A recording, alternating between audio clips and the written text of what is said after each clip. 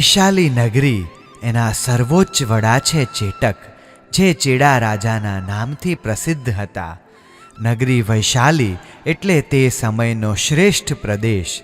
જે પ્રદેશના માણસો માટે ગૌતમ બુદ્ધ કહેતા કે જેણે દેવોના દર્શન કર્યા નથી અને એને જિજ્ઞાસા હોય કે દેવ કેવા હશે તો એણે વૈશાલી જવું, વૈશાલીના લીચ્છવી અને વજ્જીઓના દર્શન કરવા. આવો મહિમા વૈશાલીનો ગૌતમ બુદ્ધે ગાયો હતો.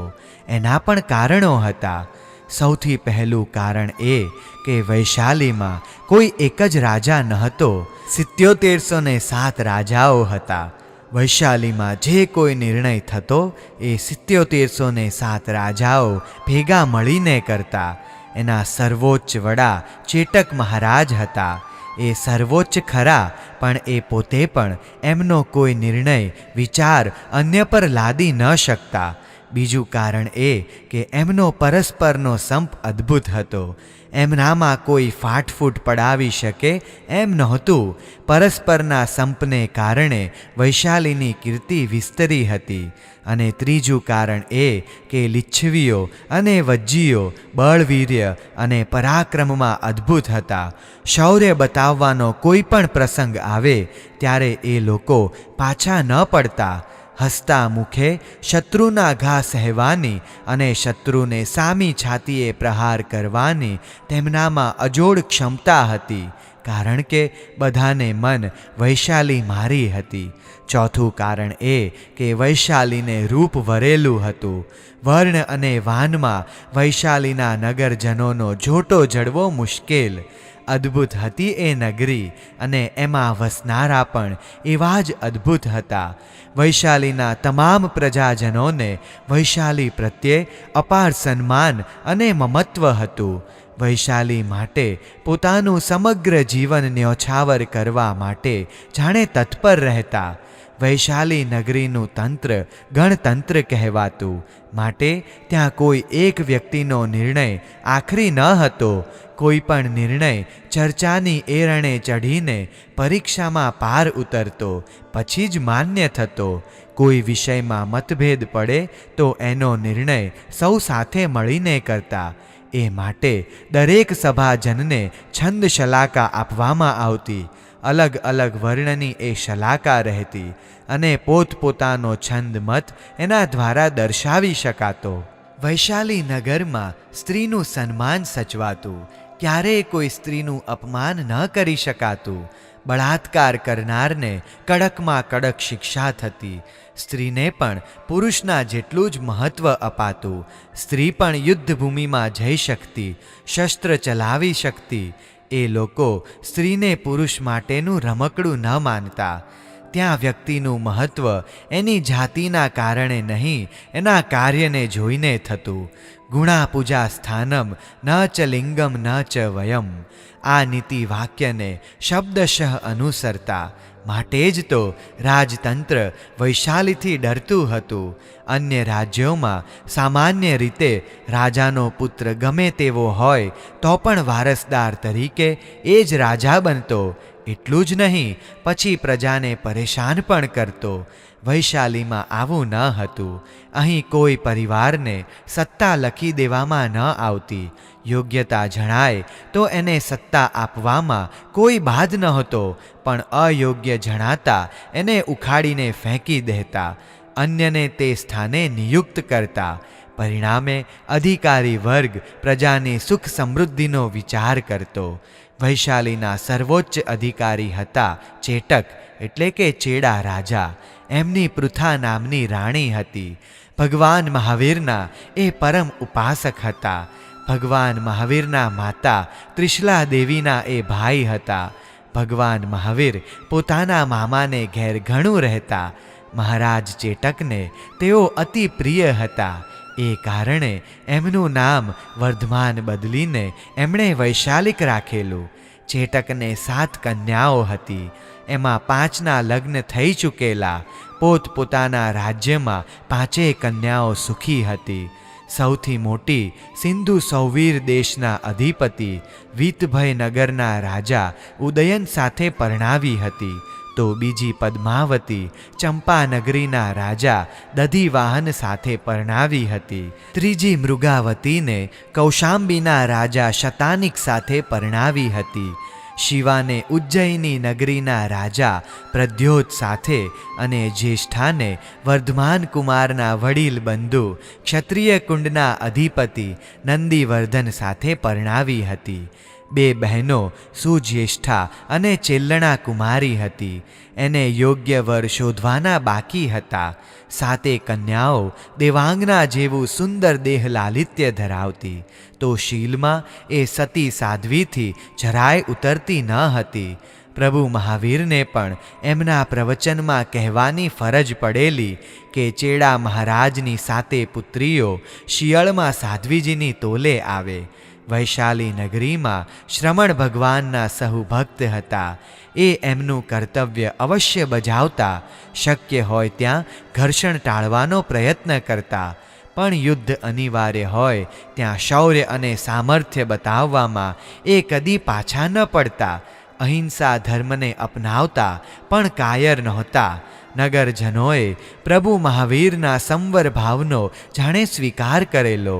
થોકબંધ માણસો પ્રભુની દેશના સાંભળી સાંભળીને વીરતી ધર્મના અનુયાયી બનતા.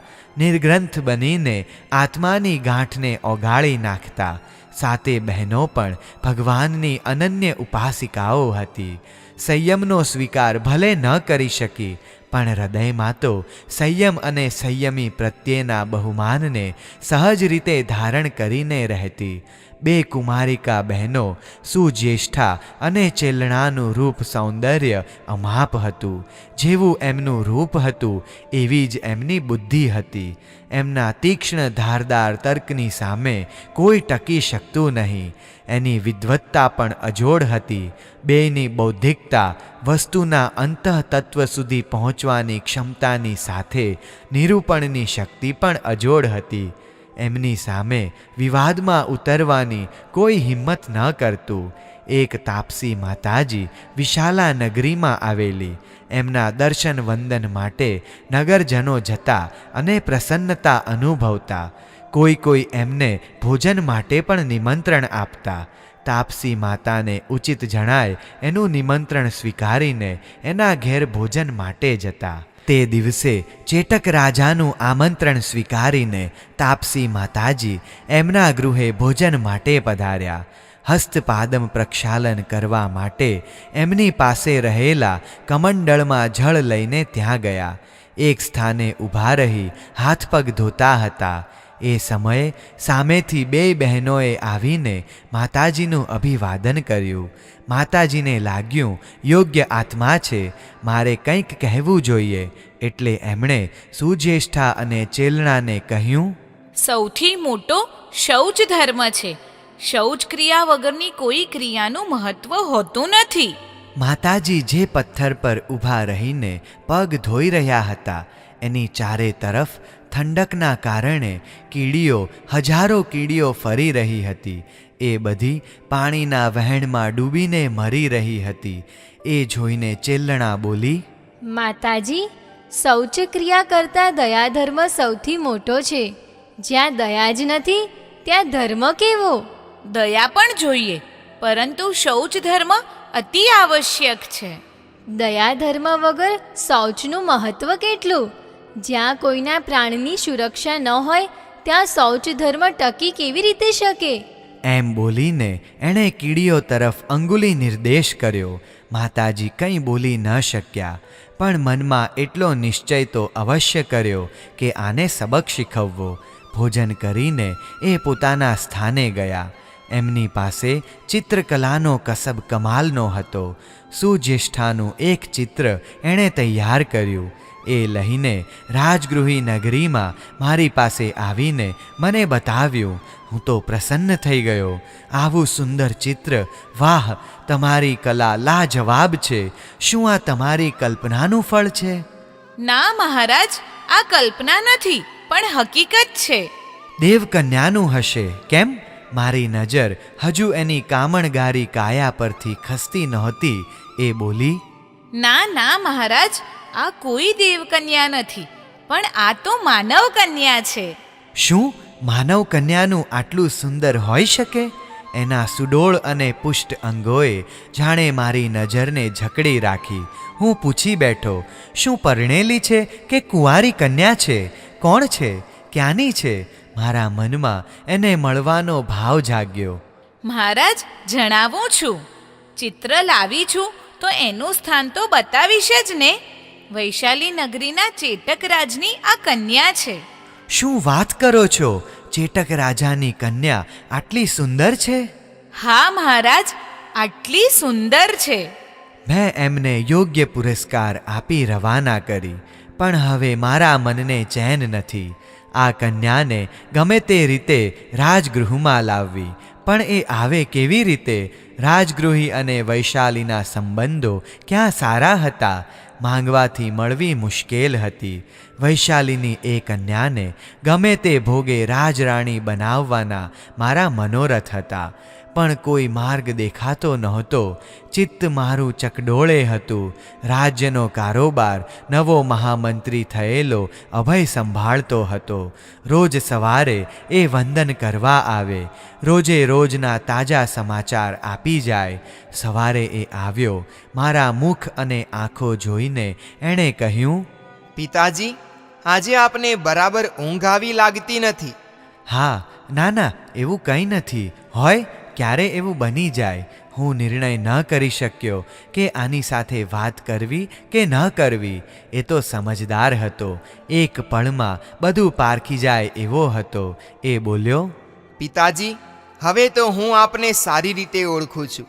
આપના મનમાં કંઈ ઉલઝન હોય તો જણાવો. શક્ય હશે તો તેનું સમાધાન હું શોધી લાવીશ.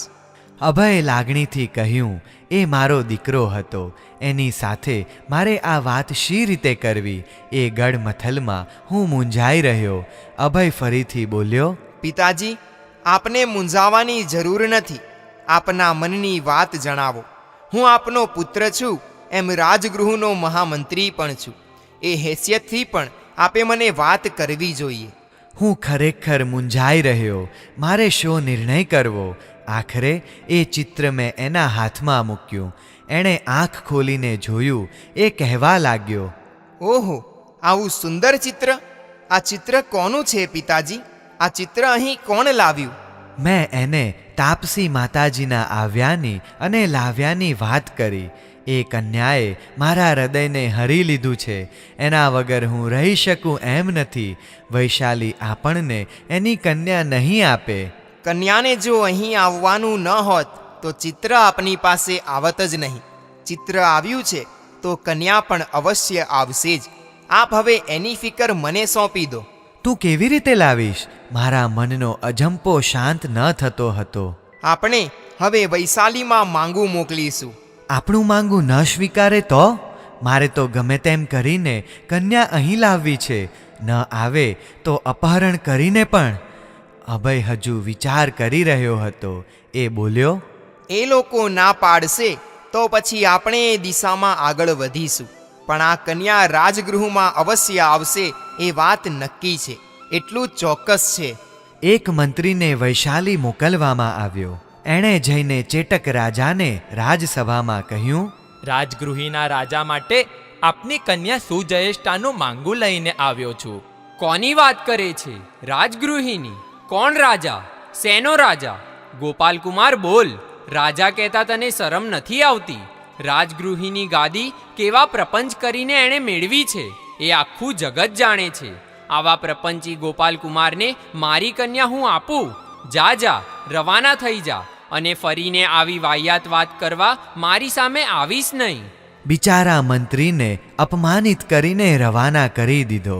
એણે આવીને વાત કરી. ત્યાંની ઘટનાનું વર્ણન વિગતવાર કર્યું. અભય તાત્કાલિક નિર્ણય કર્યો, હવે આપણે આપણી રીત અપનાવીશું. હું ત્યાં જઈને એને આવવા માટે મજબૂર કરીશ.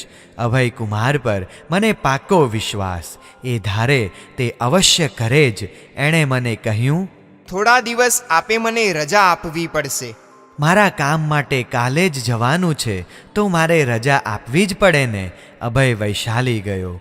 ત્યાં જઈને નગરીનું નિરીક્ષણ કર્યું. ત્યાંની ભવ્યતા નિહાળીને પ્રસન્ન થયો. ત્યાંના લોકોને રૂપ, રંગ અને સુગંધનો અદ્ભુત શોખ હતો. વૈશાલીના નગરજનોને આકર્ષવા એણે અત્તરના વેપારીનો સ્વાંગ સજ્યો. એની વિશેષતા એ હતી કે એ ધારે તે વેશમાં પોતાની શ્રેષ્ઠતા પ્રસ્થાપિત કરી શકતો. જાત જાતના અને ભાત ભાતના અત્તરો એણે ભેગા કર્યા. દેશ દેશાવરથી એણે સુગંધી દ્રવ્યો મંગાવ્યા. એમાં કેટલાક તો એવા વિશિષ્ટ ગંધ દ્રવ્યો કે જેનો ઉપયોગ યુદ્ધ સમયે કરાય તો શત્રુ સેના નજીક ન આવી શકે, તો કેટલાક એવા પણ અત્તરો છે જેની સુવાસથી ચિત્તમાં અદ્ભુત શાંતિનો અનુભવ થાય. એણે રાજમહાલયની નજીકમાં જ એક દુકાનમાં પોતાનો અડ્ડો જમાવી દીધો. સામેની ભીંત ઉપર મારું સુંદર ચિત્ર સ્થાપન કર્યું. આવતા જતાં સૌ કોઈની નજરમાં એ ચિત્ર આવે એમ ગોઠવ્યું. રાજમહાલયની દાસીઓ આવીને એની દુકાને બેસતી. દરેક દાસીને એક એક બોટલ એ આપતો. કોઈ પૂછતું કે આ ચિત્ર કોનું છે, ત્યારે એ કહેતો અમારા રાજાનું છે. મારું એ એવું વર્ણન કરતો કે સામેની વ્યક્તિને મારા માટે માન જાગે. દાસીએ જઈને સુજ્યેષ્ઠાને વાત કરી, અત્તર બતાવ્યું. એની સુગંધ અને વાતોથી એ પ્રભાવિત થઈ. એને પણ મારું ચિત્ર જોવાની ઈચ્છા જાગી. દાસીએ આવીને અભયની પાસે ચિત્ર જોવા માંગ્યું. એ તો આ જ પળની પ્રતીક્ષા કરતો હતો. એણે કહ્યું, મારા રાજા પ્રત્યે મને અનહદ માન છે. એના જ પ્રતાપે હું જીવું છું. એમના દર્શન વગર હું રહી શકતો નથી. તમે કહો તો નવું ચિત્ર કરાવીને આપું. અમારા કુંવરીબાને ચિત્ર જોવાની ઈચ્છા છે. તમે એ ચિત્ર મને આપો. હું એમ તમને ન આપી શકું. તમે કહો તો હું જાતે જ બતાવવા માટે ત્યાં આવી શકું. દાસી રાજકુમારીને પૂછવા ગઈ, શું કરીશું? એણે કહ્યું, આવવા દે. અને અભય મારું ચિત્ર અને સાથે કિંમતી સુગંધી દ્રવ્યો લઈને ગયો. મારું ચિત્ર બતાવ્યું. એનાથી એ ખૂબ પ્રભાવિત થઈ અને બાકીનું કામ અભયે કર્યું. મારા રૂપ અને શૌર્ય ગુણોની ગાથા એ ગાવા લાગ્યો. પરિણામે બે બહેનોને મારા માટે રાગ જાગ્યો. પણ એ વિચારી રહી કે પિતા મને શ્રેણિક સાથે પરણાવશે નહીં. શું કરવું એ પ્રશ્ન રહ્યો.